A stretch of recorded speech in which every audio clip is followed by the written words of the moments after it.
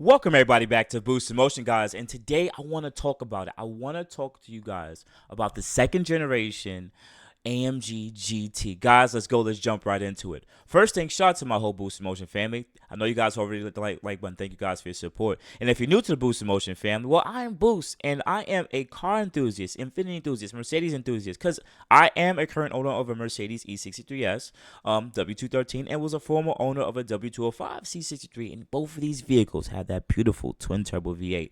Guys, if you never owned one, I'm telling you, there's a reason why I have faith and love in the both of those vehicles. But guys, let's jump into this article. So the 2024 AMG GT Coupe revealed with an all-wheel drive and up to a 577 horsepower. Why should you guys even care, right? Most of us can't really afford these vehicles, including myself. Maybe in the future when the depreciation cuts in half. But nonetheless, why should you guys actually care about this? Because you want to know why? Most people on this channel are going to get older. They're going to earn more money. And there may be certain cars that you always wanted to own some years ago that now you're going to be able to own in the future. The same thing with me. I never knew 2-3 years ago I will be owning a 2019 E63S. Never would have fathomed it. And now I got to drive this amazing vehicle, and I hope the best for you guys too, because at the end of the day, we out here working hard. Okay, so the 2024 MG GT Coupe will go on sale early next year in two trims. The levels will be a 469 horsepower GT55 and a GT63 577 horsepower. The new GT shares much of its mechanic and technology with the latest SL Roadster. Now, I'm not really a fan of the Roadster because to me, the Roadster just looks like a replacement for the C63 Coupe. That's what it really just basically replaced. But they put it in that little space and place for, like, just to give us as Mercedes enthusiasts something to look at. But this car to me is a little bit better.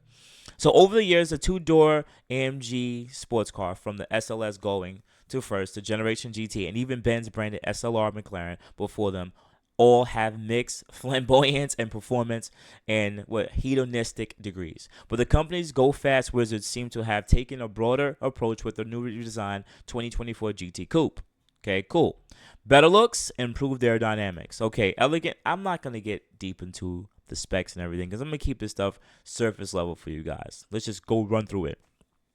It's a structure composed of aluminum space frame with steel, magnesium, carbon fiber elements, and overall dimensions have increased about 7 inches longer, 1 inches, 1.5 inch, or 1.6 wider, and carries a 2.8 inch between its axles. The active aerodynamic systems can be found in the front underbody as well as active rear spoiler, which is super dope. Active rear spoiler and a optional aerodynamic package will bring additional front air deflectors and more pronounced rear diffuser. This is actually cool because a lot of people ended up go get that the recent what they talking about, the SL version car that's went out recently. Everyone went and got that latest Roadster, but I think this is the one they should have actually waited for, right? AMG is overriding its mission with a GT. Okay, let me fast forward. Okay, the engine that we already know. Okay, so to that end, the outgoing car's rear-wheel drive layout is gone, replaced by a standard variable all-wheel drive system that can be routed 50% of its engine torque to the front wheels or 100% to the rear.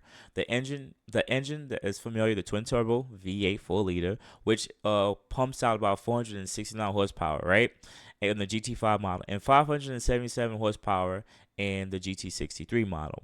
However, the new car's transmission, a 9-speed automatic with a clutch pack in place of the torque converter, is situated directly behind the engine. As a result, the V8 now sits on top. The V8 now sits on top of the front axle line rather than behind it. A compromise that benefits interior space and likely expense of front to rear wheel distribution.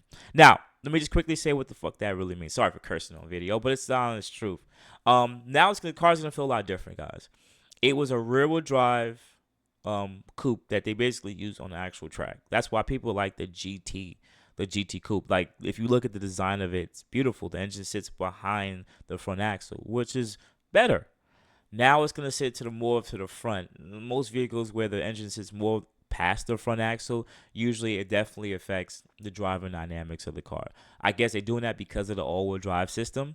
I know some people probably don't like the fact they even added an all-wheel drive system here, right? But I'm gonna be honest with you. I think for the reason why they added the all-wheel drive system is they it's performance, man. It's performance and controllability. Like the AMGT is fire, but I won't see myself buying it because it was rear-wheel drive. I think it's a fire looking car. Like it looks great, but it's rear-wheel drive. I live in New York City, some northern states, and depending on where you live, this car is mainly just a summer car. I think Mercedes is trying to go more into the idea of they don't want their cars just to just sit in the garage and that's it. They're trying to have their cars be used every day, all day, and people have a confidence and experience. Also, knowing that this car is making close to 600 horsepower, some people want to do a quick driving, and knowing that they can never take off fast at lights or have the control and sense of having that control, I can see why they might be frustrated. And it makes sense to me. It makes sense to me. The S Class coupe, right? That car is fire. It's all-wheel drive, monstrous engine, but it's a huge, it's a big vehicle. We wanted that same engine transmission just in a smaller, let's say C63 coupe, or in this case, the GT coupe, but they're just not what they chose to design. Now with the all-wheel drive, it's probably gonna make the car a little bit heavier, but because it's a smaller car, it may not be such a tax on weight. I'm assuming the car might be like 4,100 pounds, which is still a lot, but that's way off for where the S coupe is. So a different car. Additional mechanical highlights include rear wheel steer, electronic control, limited slip differential. This is stuff that we already know. Optional nose lift system that can be raised. This is stuff that's already standard on most Infiniti vehicles with air suspension. I could do the same thing with my car. A system active hydraulic link suspension with adaptive dampers. As used expected, the AMG Dynamic Select. Yes, the stuff we already know. GT should be able to hit 60 miles an hour in around 3 seconds. Conventional cast brake rotors will be standard, which is all we know, and carbon ceramics as option. The example we saw on Mission Pilot Sport S5 tires with 21-inch forged wheels, and they go down to some of the text of the tires and stuff. Now, this is the part that I actually want to care about. Combined with the siding of development mules with charging ports indicates that more powerful plug-in hybrid vehicle will be added down the road. Now, I really hope if they are going to release this vehicle in the United States, that they do not make it an all-wheel drive hybrid like most of the vehicles that they're choosing to decide in the future. This is one of the, if they're going to make it all-wheel drive, keep this just the configuration of the V8 and all-wheel drive. Do not add the mild hybrid system. Don't do that yet. Let them actually get this car and enjoy it for what it is, because honestly, an all-wheel drive 600 horsepower V8 coupe, and it's not 5,000 pounds, is very appealing to people who want a coupe. Very appealing. And knowing that the status and how this car actually looks and people look at it, just the way it stands out, I think they should definitely don't add the hybrid thing, because it's going to make it too heavy. Compared to the OGT, the new car's cabin is more luxurious, spacious, easier to get out of, or to see out of, especially with the optional panoramic glass roof from the turbine. Okay, we could fast forward this part. I want to see if they talk about a little bit about the weight. Significantly additional room front seats, handy. Okay, additional convenience, bulky. Okay, the interior looks nice. I think that's pretty much the end of the article, because they don't really say too much past this point. With the all-wheel drive, additional feature content and greater focus on overall usability, the new GT appears to squarely focus on competing with today's quintessential everyday supercar, the Porsche 911 Turbo. Though traditionalists may laminate AMG's decision to steer the GT away from the pure sports car territory, we'll soon have a better idea of what trade-offs once we get behind the wheel. Pricing has yet to be announced, but we expect it to fall respectively close to SL and SL 63 entry points, $142,000 to $180,000. All right, guys. So my honest opinion for you guys, I've been in this Mercedes gang for about 2-3 years now, so I'm still I'm still getting my feet wet, right? If they want to compare this to a Porsche 911 Turbo, I think that was the smartest idea for them to go to all-wheel drive system. 100%. Because it may not be running off 10.1, 10.2 seconds in a quarter mile. I get it. But once again, the GT was mainly, or the Black Series was more like a competitor with like the GT3, GT2 type of cars, because that's more the road racing type of vehicle. The Porsche Turbo S, 911 Turbo S, those are mainly just the cars that give you all the comfort. They gave you the sports, and you can live it as a day-to-day basis. The GT never really gave that. Like, I'm not saying you couldn't daily drive that car, but it's just not the same when it comes to the driving dynamics. And them going with the all drive system now gives you a car that's more respective of hanging around with a 911 turbo, especially price point. They can go get a turbo, put a 911 turbo, which is okay. Fire car, love it. It does what it does, and it gets what it needs to get done. But then if people want a more of a rare, I can't say, because Porsche's cars are subtle, they're amazing looking, and they just work. The the GT was just more of a rare looking car because now people really have access to it or went and got it. It's more of a garage queen, to be honest with you.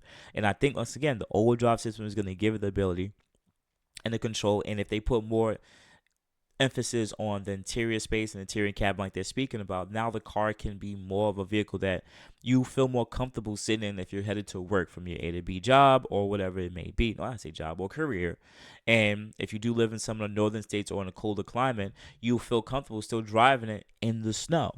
You know, people with their Porsche 911 Turbo still drive in the snow. I still see it in the city, in New York City. They still drive it. But that rear-wheel drive R8, that's his part, but they'll drive the all-wheel drive R8, and if they make the same thing for the GT too, you know. So I think it's a great idea, and I would love to see the performance. I mean, it's a lighter car, so it's gonna probably knock off like a mid to high 10-second quarter mile.